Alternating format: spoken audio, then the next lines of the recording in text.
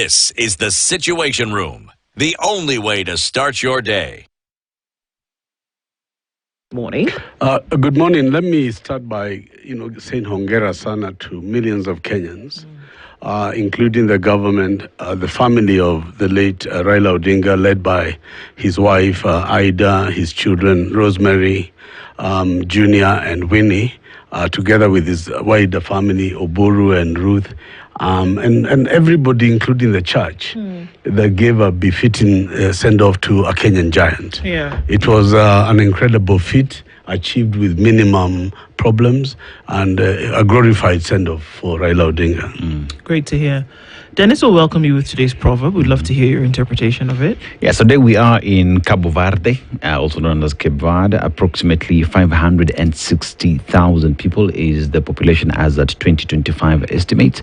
They speak Portuguese, and the currency is known as Cape Verdean Escudo, CVE. But today they are giving us a proverb here. Every step has its time. Every step has its time. How would you interpret that? Wow, this is a wonderful one because it reminds me about how you treat a baby or teach a baby to walk. You know, when a parent have a newborn baby, other than the first cry that a baby makes, the next important part in a baby's life is the first walk or crawl. And it becomes symbolic of the beginning of life.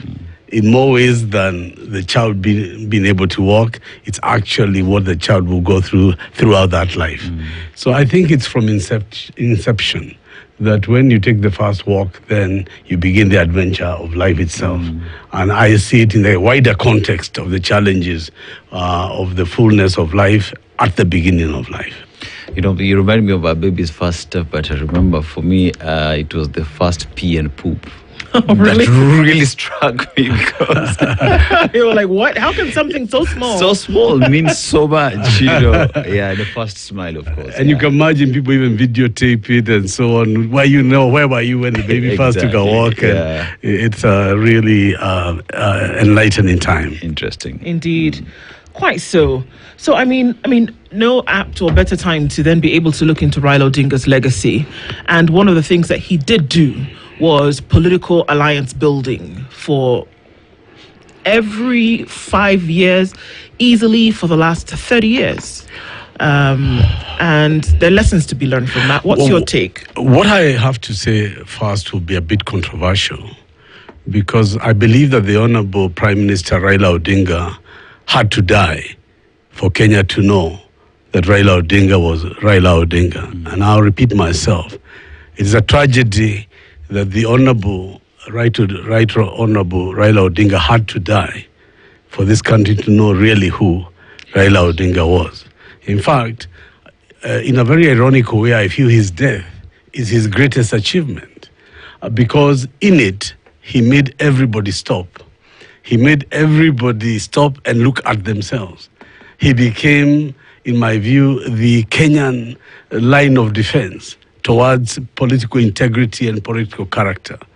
And before the death of Raila Odinga, the biggest symbol as Kenya we had before was independence. And I think that in the last few weeks, what has come from people from all walks of life, from all political creed, has been to what extent has Raila Odinga been a legend and why? And then comes the question that you ask about his capacity to reach out. That in life, people who were his critics would say he was trying to achieve for himself. He was trying to better his take for his party or his family or himself.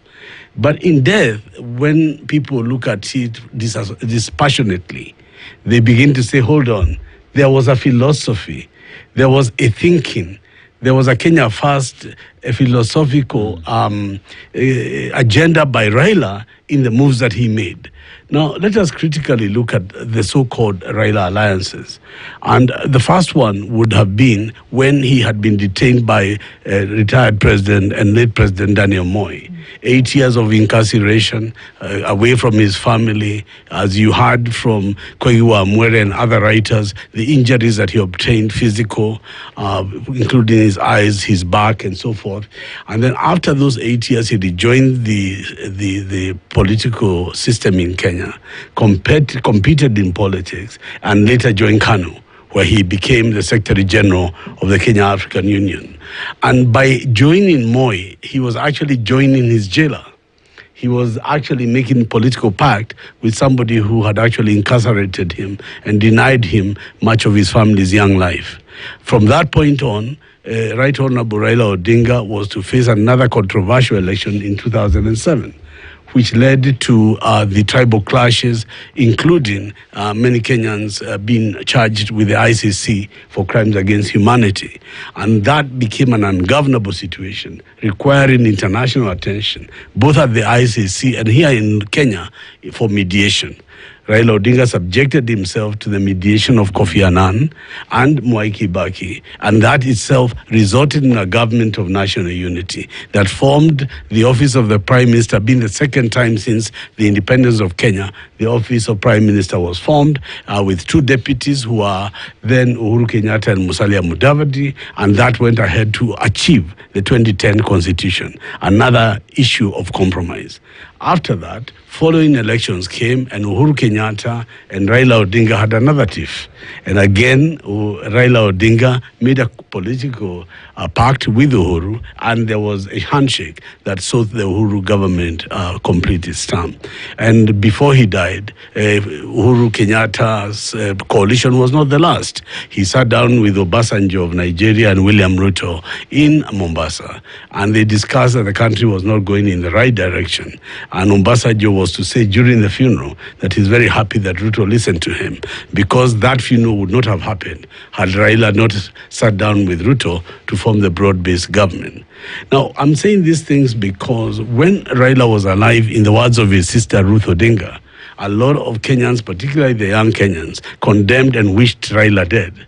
And in fact, they blamed him for giving away the Gen Z victory to Ruto, and therefore that Ruto would have actually been removed by the military or otherwise had Raila Odinga not intervened. But in the tributes and in the celebration that followed the burial of Raila Odinga, the tone and the character of the Kenyan nation stopped and changed. It became accolade after accolade after accolade for having achieved to stabilize the country and having left the country with a philosophy of having to rethink how alliances are made. I'm saying this because it was quite politicized who attended and who did not attend the burial ceremony of the Right Honorable Raila Odinga. There was a complaint that members of the opposition who attended the burial were not given the same kind of opportunity to say their part as was the government side. It was also quite poignant to me that Rigathi Gachagua, one of the prominent leaders of the opposition, did not show at all in any of the ceremonies. What do you think about those two things? Number one, of course, I think members of the opposition, you speak directly to Kalonzo Musyoka, and then Rigathi Gachagua on the other side. What do you think about those two? I feel it's a failure for their leadership, because this became a national event. Because, you know, in terms of the one side of government, not giving them the right platform to agitate was a mistake. The government should have and must have given an opportunity for the opposition to have spoken their condolences and their contributions, whatever they may be, to the national unity. I feel that took away from the authenticity that was left, at least in Nyayo Stadium, for the national character of this great Kenyan. Raila would have wanted more. Raila would have himself insisted that his critics have an opportunity to say what they had to say during his burial. But when it comes to Rigathi Gachagua, which is a separate issue, and given the undertones that surround the polarity in government, I think it was a personal error of judgment not to go to Karen to see Mama Aida, not to show at the national event, certainly in Nyayo National Stadium or at Parliament buildings, to pay his respects to Raila Odinga. I felt that was not in character. But I want to come specifically to this topic that you've raised today about how this death is going to affect the alliances that go forward. Because we have a situation where alliances in Kenya have been among friends. Where now, if I agree, Kalonzo is very, very happy with Eugene Wamalwa, and Wamalwa is very happy with Martha Karua. So we go and we join this people's coalition because all good talk, all good friends, and we say we are going to take power. That is the easier route that Kenya has taken in 3 elections, where people come together, nasawale, go to court, go to whatever, and then go to elections. What has been the case until the death of Raila has been, it was taboo to talk to your enemy. It was not possible that you could actually, in making that alliance, look for somebody you're not really in bed with, or somebody you're not thinking you can form an alliance with. And I want to give you the example. When Musalia Mudavadi said in the last election that he's going to cause an earthquake, there were many people in his alliance who started to say hard words. Why? How can you leave us? You're going to be finished, you whatever. And what was that earthquake, by the way? He left Azimio La Umoja to join Kenya Kwanza coalition. Oh, that was the earthquake. That was the earthquake. Right, okay. And as a consequence, many will argue that the votes that Ruto got to win came from the Mudavadi Ford Kenya coalition that made him win. Why am I raising this issue of coalition? I'm raising this because before the death of Mheshimiwa Raila Odinga, President William Ruto and KANU chairman Gideon Moi had just begun discussions of coalitions. And this coalition discussion began just before President Ruto went to Baringo. And this was just on the eve of the senatorial bid that was to take place between KANU and UDA. And apparently, at that point, both the two leaders, the KANU chairman and the UDA leader, began to say that KANU would be coming fully back in government and that KANU was going to help in what is going on. Since the barrio, something else has happened. It has shown that inside the talks of President William Ruto was Uhuru Kenyatta, that Uhuru Kenyatta has been talking to President Ruto, and this has been engineered by Raila Odinga. And of course, now the country is aware that Gideon Moi and KANU are in talks with William Ruto and his government. So I think it's a very critical time to be clear about what is happening behind the scenes and what is happening about these coalition talks. So I would want to confirm here on Spice FM in this morning that KANU is in formal deep talks with the government of William Ruto and his UDA party, and that KANU has made a decision to work with the Kenya Kwanza government. And that itself has been a decision that has been part of ongoing decisions or discussions that had gone before the death of Raila and have seemingly going on now. Meaning what can be achieved by coming together with the current government as opposed to opposing it. To be clear, because I think the last time I was here, there's questions, okay, now if KANU is going, is Gideon Moi going alone? Has KANU processed this issue? You, Tony Gachoka, are running for governor of Nairobi. What does that mean? I think there has been a lot of ambiguity. And I think there is no need to keep the country guessing anymore. We must all say that as a KANU political party, as a NEC, as an organization, we have made a decision to work with the government of President William Ruto. And that includes Tony Gachoka defending or fighting for the gubernatorial seat in Nairobi with a KANU ticket in a coalition that will involve the government coalition. So at the point, Tony, as you talk about alliances and coalitions that are formed before the election, there is always the question of what a political party stands for, right? So here's a question where one would say the Kenya Kwanza government and KANU at some point were not seeing eye to eye, but all issues aside, let's sit on the table and agree on the way forward. So in terms of, say, Tony Gachoka is running for Nairobi gubernatorial seat under KANU, where does that leave UDA and its ambitions in Nairobi to also present a governor? At that point, is there consensus that one would have to drop, or we go as KANU despite the fact that we're supporting Kenya Kwanza government? Yeah, from the KANU point of view, for example, we did not run in Baringo. The decision not to run in Baringo was made as a decision that would help the coalition, that UDA would run the Baringo senatorial candidate and KANU would pull out. We expect that as KANU, when it comes to Nairobi, on the gubernatorial seat, when KANU gives its candidate, who is Tony Gachoka, that the UDA candidate will not be the candidate. And that resolution or that compromise is part of those deliberations and talks. We would be providing a united candidate to fight a united opposition. So part of KANU going into the UDA government is not that KANU in any way will dissolve. KANU will remain an independent party. I saw the president also confirming that UDA and ODM will remain independent parties. So this will be a coalition of parties. It will not be a political constituent party.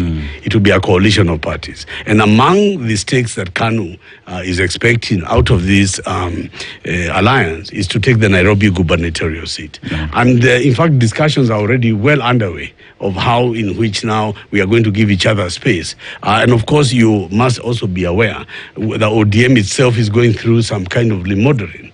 With of course, the passing of Jacob, ODM does not have a de facto party leader who can be able to, all of a sudden take it where it was when Jacob was there. There will be a lot of reorganization, including some new leadership and new thinking in ODM.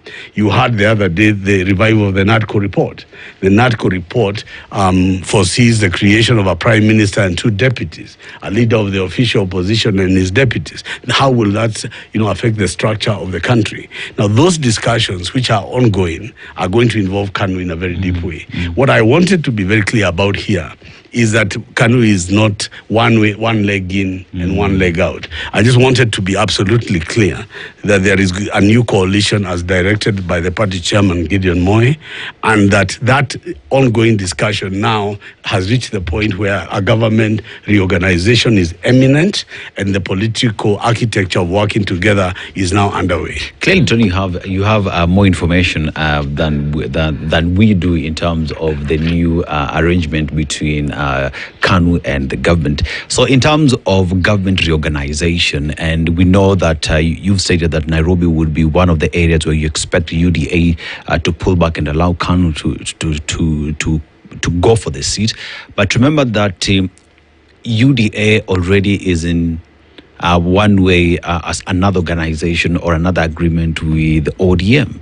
So how is KANU in that conversation between UDA and ODM, and will ODM as well be fielding, and how does that make things difficult for you? But then again, also, let's look at the reorganization of government. Are we likely to see cabinet positions given to KANU? Yes, in fact, the only 2 people, as I am aware, who are opting out of entering government is George Wainaina, who is the Secretary General of KANU, because of the position he holds nationally, would retain his Secretary General and not be available for government appointment. The other one is Tony Gachoka, because I want to concentrate on, my bid for Nairobi will not be seeking any position in government. But other than that, the chairman has a robust list of people that we are looking at, and already some names have been asked for vetting and consideration.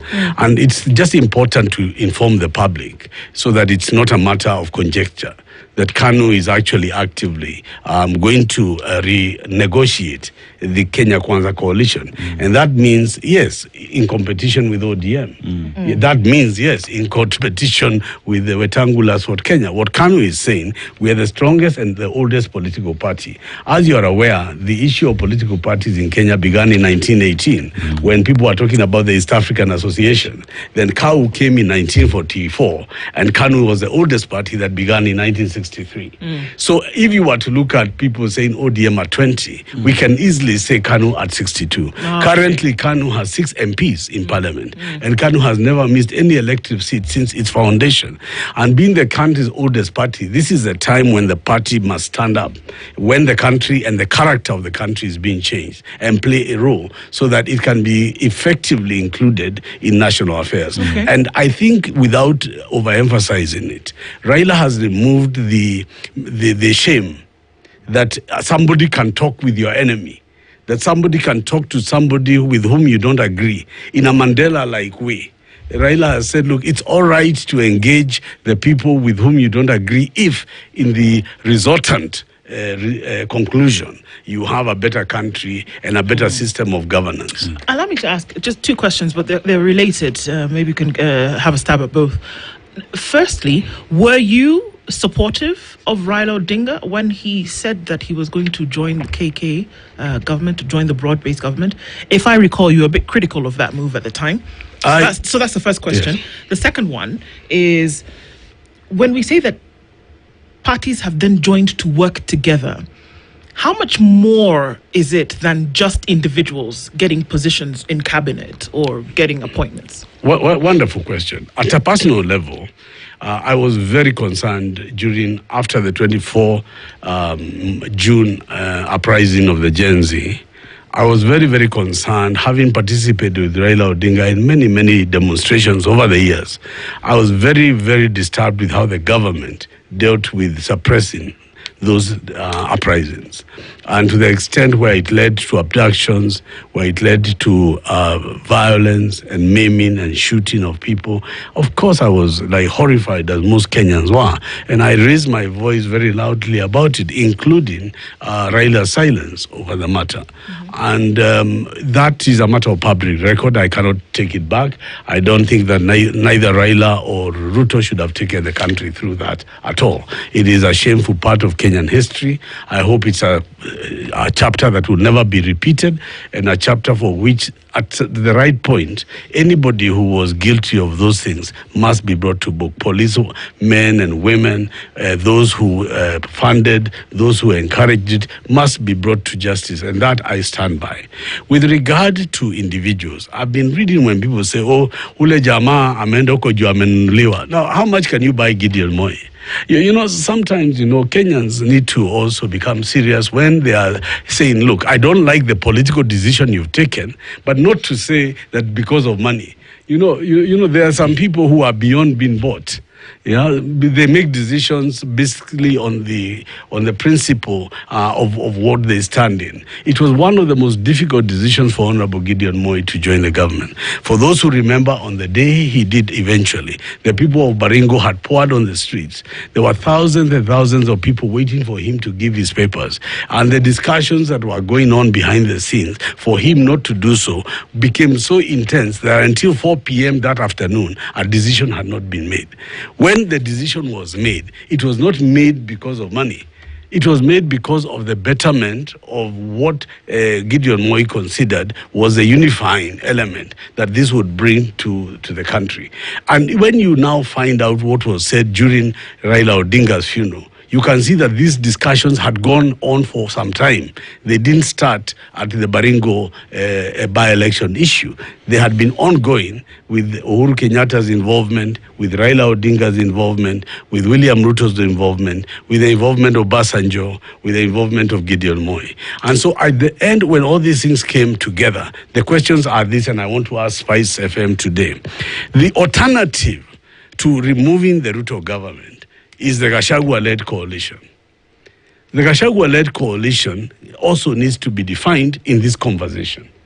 Because when I was considering my views when I met Gideon Moi as Tony Gachoka, I was considering telling him, look, you've made this decision to join the government. Am I comfortable with this decision? And can I do it? And we had that candid conversation, as you would expect any serious member of a party to do. And I looked back at the alternative, I know Kalonzo Musyoka very well. I have met him and sat in his office. We have discussed the Nairobi gubernatorial seat. He has given me his views. I will leave them private. I've given him my views. I'll leave them private. I have sat down with the Honorable Eugene Wamalwa in his office, not once, not 5 times, with regard to my bid to be the gubernatorial candidate for Nairobi. We've had a discussion. I'll leave it there. The person I don't know very well in this whole thing is Gachoka. Perhaps you need to have a talk with him in his office. Well, I actually don't know him very well. I met him in the struggle just a few weeks as he came on. I knew his late brother, but I never knew him because politically, Rigathi Gachagua was never one of us. He was never in the bomber struggle. He was never in the agitation for a multi-party democracy. You make it sound like a club, Tony, that somebody needs membership to be part I'm saying of. where I was. I'm saying Raila Odinga was, James Orengo was, Anyang' Nyong'o was, Wamalwa Kijana was, Charity Ngilu. I can tell you the people who agitated. Givuda Kibwana was there, Amolo Otiende. So I can tell you the people we met in bombers or the people we met in the struggle. All I'm saying is I never met Rigathi Gachagua there. So I do not know him and we never interacted. Where we have met from time to time is in public issues. So I do not know him that I would have sat in his office to discuss a deep political issue. Okay. But I wanted to come to the bigger political matter to say. But I need you to answer that question for me. Is that when we talk about parties then not really folding, but then coming together, what beyond cabinet appointments or other job appointments is there beyond? What working together are we talking about? Because it would look as though these broad-based governments or this working together is essentially to appoint generals of certain political parties and give them a job. How is this working together? Like now you said Kanu is joining the Kenya Kwanza government. How beyond individuals getting cabinet positions? I mean, there's already the chatter about that there could be a cabinet reshuffle and we're likely to see some Kanu generals then get positions.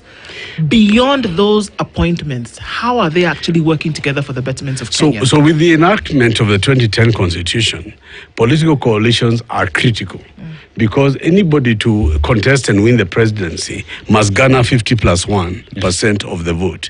You must then gather half of the counties, over 25% vote in half of the counties, which means that you must have beyond the traditional political party what you call an ethnic political base. Because in that way you would not be able to actually attain political success. So parties, under the Political Parties Act that was signed by President Uhuru Kenyatta before he left office, created 2 possibilities of forming coalitions before elections and coalitions after elections. So parties in Kenya, by the very nature of our demographic and the devolution structure, and the 50+1 rule have created a situation where alliances are really a matter of course.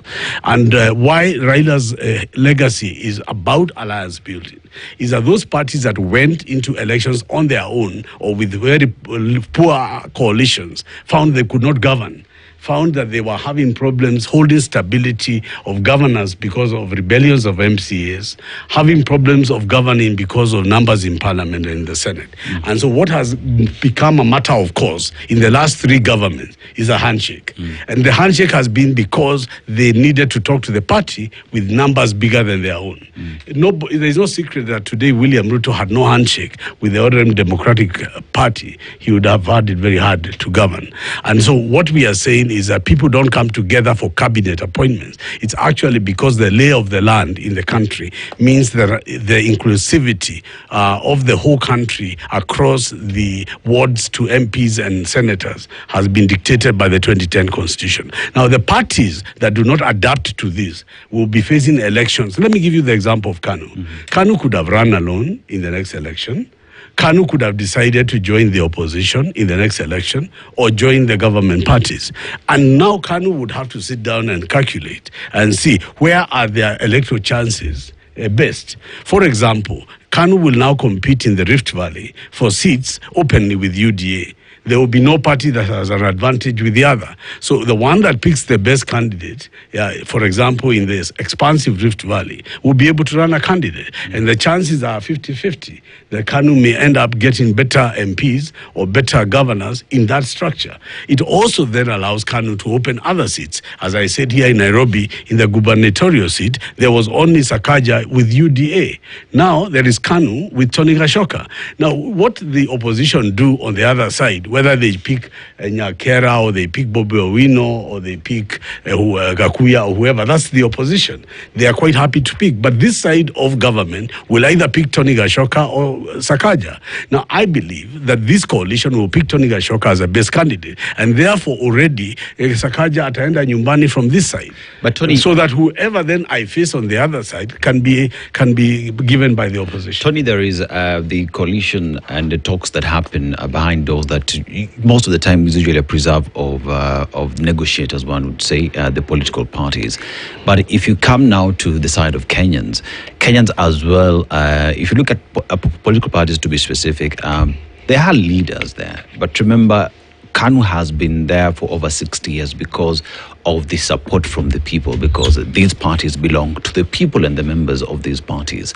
So at what point then, when these conversations happen, that those who own the party as well have a say? Because as we said, seems as though these talks, these negotiations happen among besties, among friends, among people who sit in the same club.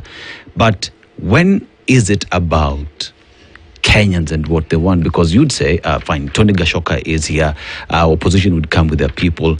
But what if Nairobi citizens say, this is the candidate we want and we will push him? Well, that's a very good point, but you remember that men in history have consequences. If Franklin Roosevelt did not get polio in 1914, a lot of people say his character was very abrasive and he would never have changed. If Winston Churchill did not die died in the accident where the car almost hit him in New York in Fifth Avenue, there would have been no Winston Churchill. And the question is, if there was no Franklin Roosevelt and there was no Churchill, what would have been the fate of the world? Men matter. Men matter at certain points in history. And I would say that this coalition discussion we are having today at Spice FM is following the death of a legend called Raila Odinga. And who has left in this country an open question as to whether the traditional way in which alliances are made among friends is the best way in which to contest for political power. He is arguing, as happened in South Africa with Mandela, that Mandela was jailed by the Clark and the Boer regime. But eventually, ANC negotiated with the Boer regime, formed government, and de Klerk became the deputy president of Mandela. And it became a working democracy in South Africa, where Raila is saying, look, Kenyans can also work with people you've not agreed with and attain success. All I'm bringing is a debate at this horrid forum that people may have to start rethinking. That Tony Gachoka, he has not betrayed anyone because he wants to work with Kenya Kwanza. It is a political experiment that can result in political success. Just the same way, Gachagua did not know Stephen Kalonzo Musyoka. And they said the other day they are just getting to know each other. But they are taking a political risk that may have results or not have results. You're saying it's a political experiment. It is. That's interesting. Yes. Because the president, on the day after he had a meeting with Gideon Moi, said that the point of all of this was to take Kenya from third world to first world. He mentioned Singapore, and he said that Gideon Moi is going to help him turn the country around. You are saying it's a political experiment. Let's see where we will go. Which one? Let me tell you, every endeavor of man, even you're driving here in the morning to reach here and work and interview this great governor of Nairobi, was an experiment. Because, you know, ultimately you live in home with the expectation that you're getting here on time to do the interview. I mean the word experiment in the best possible way. Politics are not drawn or defined, as he said, by anybody but the people. What we do in politics is reorganize ourselves and offer ourselves to the public. Today, there are a lot of people in Kenya who are going to say, as long as Tony Gachoka is working with the William Ruto government, he was my governor, he's no longer my governor. There are others who are going to say, what has happened? Tony Gachoka has become there and he has been brought in to fight Gachagua. There's somebody else who's going to say, no, Tony Gachoka has been brought there because he was hungry. And all these things will come, but they do not manifest the fact that alliances must be made, even if those choices are difficult, if they are in your best interest. And what Raila Odinga will be judged for in the many, many years to come is, of all the years of our politics, has he made the best moves? Has he, by becoming defiant, becoming extraordinary, has he actually done things that very few could do because of cowardice? And in so doing, is that where his legend lies? And I said at the beginning of this program, the best thing Raila Odinga had to do for himself and country was to die. Because in his death, we cannot blame him.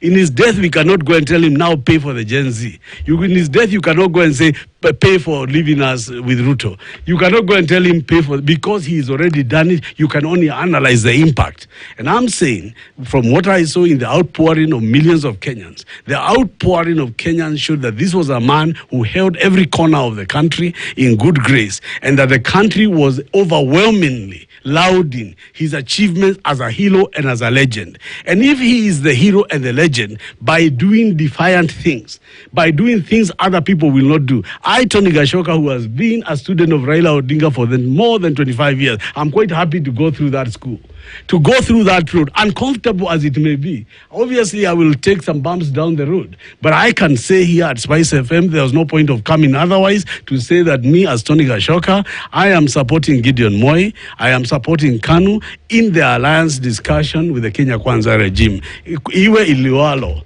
And it becomes as clear as day and night. And the reason is, when then you go to face your opponents, let then people not say, no, you're hiding. You're part of opposition, you're part of this. It is not a decision that you come to lightly, but it's a decision that when you make it, then you fight for it, whatever the consequence. And I want to conclude by saying, when Raila Odinga said his last statement, there's a tweet which is really going viral. He says, I have defended the right of everyone to speak. Even when those people speak against me. Do you think that KANU is going to be swallowed up in this thing? Because if we go by what we've seen before, it becomes a movement. Is there a position for KANU to stamp its authority in this coalition, or is it a matter of numbers and KANU is there for the taking? Obviously, I haven't convinced you that I'm going to win the governor of Nairobi. I have some work to do. But I will try by the next time I'm here to give you more confidence. KANU is the oldest party in Kenya, and KANU has a national presence throughout. Of course, there is a weakness in ODM without Baba. And it is something we don't want to overshout today. I think getting a leader of Baba's stature and saving ODM from fracturing is easier said than done. I mean, there is going to be a lot of things that cannot help ODM become even a quarter of what it was without Baba. And through that process, there will be many political orphans, many of them who are not from ethnic groups, but are looking for a national home. The natural national home for ODM orphans is the ruling party since independence, which is the Kenya National African Union. KANU is waiting for the orphans of ODM. Many of them are going to come. There are parts where ODM displaced KANU, which were traditionally KANU areas. Northeastern Kenya, places like Lamu, parts of the upper rift like Sabot and Pokot, and many other places where KANU was very dominant. And then here in Nairobi, people forget, KANU was a dominant party with Tomboya, with Dengama Pinto, later with Mwai Kibaki. KANU has won in Nairobi very substantially. In fact, some of the greatest Kenyans have won on KANU in Nairobi. And therefore, I want to say our job, mine and Gideon Moi, and those who are going to, for all of us in KANU, is to revive hii jogoo. Iwike na iwike kweli kweli, ili watu hata wale wako UDA waanze kuona kweli jogoo imeingia. And in Rift Valley, it was not that they gave us anything. In Rift Valley, they said, listen, we need unity, because the chances of Gideon Moi winning the Baringo senatorial seat was above average. And so we are not there out of weakness. We are there because it suits both parties. Tony, questions abound. You've mentioned the June 24th Gen Z protest in the country and your position on that, on how the government handled the same. And now that you, as Tony Gachoka now, is part of, you are in KANU and there are discussions with government. What position, do you still hold the position that you held earlier, or Or how would you ensure that what was done to Kenyans then, that justice is served? It is very... In these marriage or coalition agreements and talks that you have, does it take away from the fact that what happened in June 24th needs justice and people need to pay for that? I can't agree with you more. It's very unpresidential to shoot children on the legs. It's very unpresidential to abduct your citizens without trial. It's very unpresidential to instruct that people are denied their right to demonstrate. It's unpresidential, it is unconstitutional, it is unacceptable. We hope that through KANU's interference, that we will not only be loudly saying some of these things, but we'll be saying it to the right people, because we are not joining government in order that we perpetuate what is wrong. We have not entered as other people did. We didn't enter because of the pain. This alliance of KANU and UDA was not born of any blood. This was a straightforward political negotiation based on changing circumstances in Rift Valley and in the wider nation, and they were done purely on political interest. So I agree with you that in so doing we'll inherit some of the questions, the moral questions, and I want to say that we are going to be as transparent and as honest. One of the reasons I'm here on television today is because I feel that it is wrong for us to leave it as a guessing game. That where is KANU in this issue? Where is Tony Gachoka in this issue? It is better we win or we are burnt alive. Whichever way, it is the will of the people that will decide. I will be the governor of Nairobi or not, depending on what the voters want. But the first thing I must do is tell them straightforward that I'll be running for governor on a Kenya Kwanza ticket through KANU, and that is the position I've taken. And if that cost me the seat, it's possible, because, Raila Odinga ran 5 times and never won. But at least he was able to state his peace and his honesty. I believe that we cannot have a country where we isolate communities from each other. I think that this barrier of Raila was a wake-up call. The whole country needed to come together, because sometimes in death you bring unity. You bring unity because it is a litmus test for the nation. Just like independence was a momentous period, I think the death of Raila Odinga will remain a reference point in Kenya as to how to do alliance building in the past. Are you going to carry a heavy heart? And as I told you, Musalia Mudavadi left NASA, which he founded, and joined William Ruto.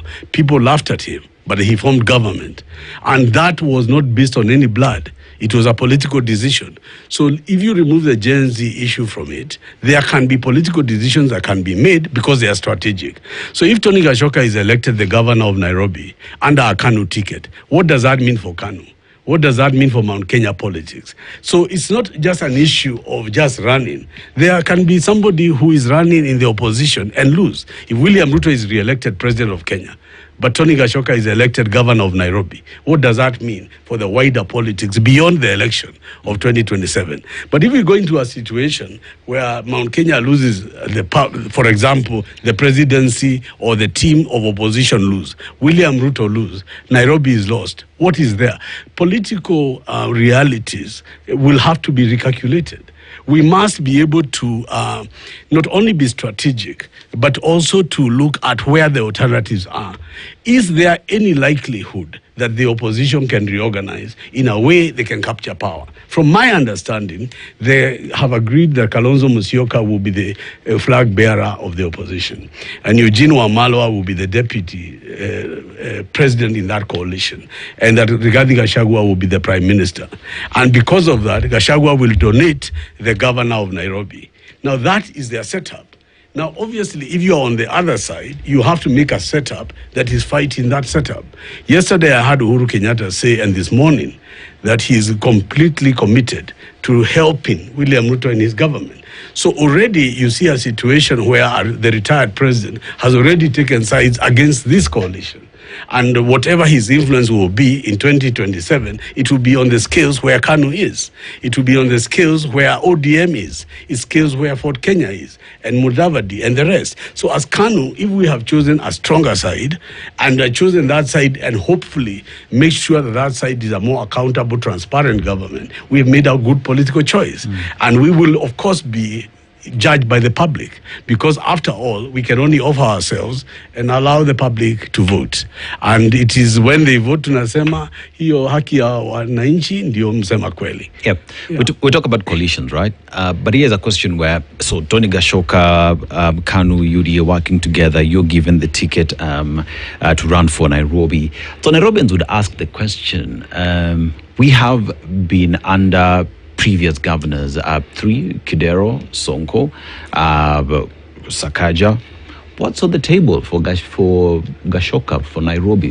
What's this new thing you're bringing for them? And we've said this before when I've been here. We really do need to have a program on Nairobi, because there's a lot I want to say as to what has led me to want to run. But what's the pressing matter for? Well, for me, the biggest thing in all this thing is corruption and the misuse of public resources. I just feel that integrity is missing. And you can hire competencies. You can work with people who can help you get the work done. But if at the end of the day, all the emphasis is on stealing and looting, all decisions, policy, and other words, are made to enrich the man on the top or his cahoots, then there can be no development. There can be no future in Nairobi. Certain things are just obvious. I mean, if you have borders running everywhere, you don't have a border policy. You don't know whether they are safe or not safe, if there are too many or too little. You have no way of ensuring that the safety of the city is there, because you are not having a register and you are not actually monitoring how that growth is. Because borders are a good system, but they only carry one person. They are better, more efficient public transport systems like trams and underground, which carry more people at less risk with more security because of cameras and so on. So you got to balance what you call the border matatu sector with public transport and trams and other things. And so in a modern city, you got to have a bird's eye view of some of these things. And the way in which things are being run here is on a knee-jerk reaction. And there are many things we can go back, from garbage disposal to our drainage systems to, even the traffic system and the way in which all that is run are areas we should go into some detail. And they've been done elsewhere in the world, but they've been done because efficient transports have been done. Waste management is no longer a problem. It's a very easy thing to do with proper technology and what you call a value chain system of carrying things to where they should be done at the right time. What we want to do is to have a proper, viable candidature in Nairobi. And I have to make a decision for myself as to where will I get the best chance to offer that to Nairobi. As we speak right now, I have a Kanu gubernatorial ticket, and I'm not looking for it. It's already done. It's already decided. Now it is for Kanu to negotiate within the alliance we are in that my ticket is better than the current holder. And I think if our opinion poll was done or a discussion within Kenya Kwanza was done, I would be a much better candidate for the coalition than Johnson Sakaja. And therefore, if you look at strategy, I would say I've done a good strategy to go with Gideon Moi into Kenya Kwanza. And I'm happy there to ask for my ticket. If I get it, I will win. If I don't get it, then we can come back here for another discussion. Even as we close this conversation, do you think that it's aptly said that Raila Odinga, even as we remember him, and of course that charts the course for a lot of political alignments going forward, does he rightly then earn that title, label as the man who was able to really know what would go into political alliances? For a man who was detained with the allegation that he led a coup d'etat against the sitting president, for a man who left his party, Ford Kenya, to NDP and began a party of one from nothing, from a man who walked into Kanu and who left in a half and left with rainbow, a man who said Kibaki Tosha, to a man who then went into the talks with Kofi Annan to become Kenya's second prime minister, to a man who shook Uhuru Muigai's hand and brought in the stability he needed, and finally to the man who shook William Ruto's hand when Obasanjo called a meeting in Mombasa. Very few men could take such blows in politics, such risks in politics, and still be called Agwambu, and still be called Jacob. He did all those things, and in spite of all that, we could not have enough time to bury him in 72 hours. So, Jacob, they say he who laughs last laughs loudest. You lived your life, you ran your race, we buried you on your own terms, you're Kenya's giant, your footsteps will always walk through Kenya's hills. The music may have stopped, but the melody goes on. Kwaheri sana Jacom, kwaheri sana Raila Odinga, you've left your mark. Whatever the pundits say in history, nobody can ignore the name of Raila Amolo Odinga. Well, thanks, Tony, for being here this morning, just to be able to try to understand what goes into, the minds of politicians and those who want to lend their hand towards leadership in the country, then for being able to be here with us and then being able to expand on that. It's going to be an interesting couple of days, and I'm not even saying weeks or months, days. Particularly working with enemies you never thought you could work with. That's a big issue. That too. Yes. That too. It'll be interesting times ahead, and we're wading into those waters already.